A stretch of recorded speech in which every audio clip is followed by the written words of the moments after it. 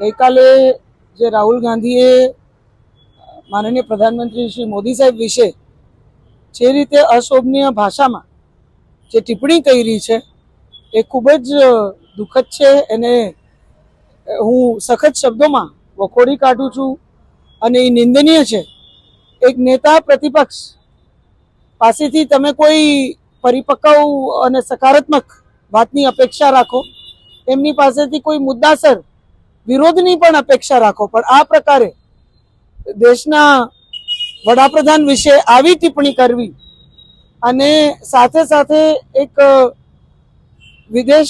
વિદેશી રાષ્ટ્રના મહિલા વડા માટે પણ આવી અશોભનીય વાત કરવી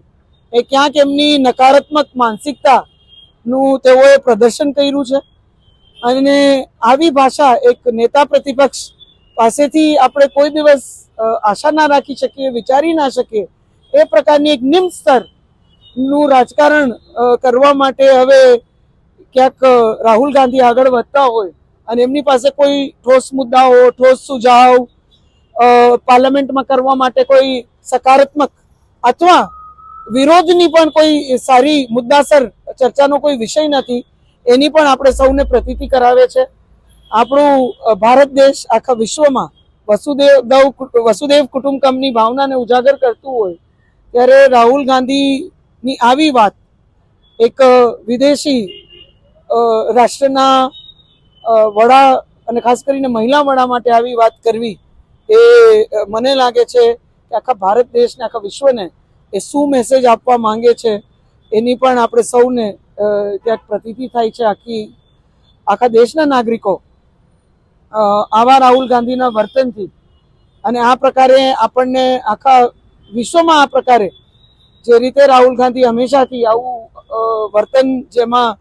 ભારતની આપણી સંસ્કૃતિને ના શોભે એ પ્રકારનું વર્તન જે કરતા આવ્યા છે, એનાથી મને લાગે છે કે જે મોદી સાહેબની છબી એને પોતે ઓછી કરવા માટે પોતે એક ખૂબ જ નકારાત્મક સ્તર પર જતા હોય એવું લાગે છે. આનાથી મોદી સાહેબને કોઈ નુકસાન નહીં થાય, પણ રાહુલ ગાંધીની આખી માનસિક પરિસ્થિતિ શું છે એની પ્રતીતિ આપણે સૌને થાય છે. આ ખૂબ જ એક દુઃખદ અને નિંદનીય વાત છે કે નેતા પ્રતિપક્ષ પાસેથી જ્યાં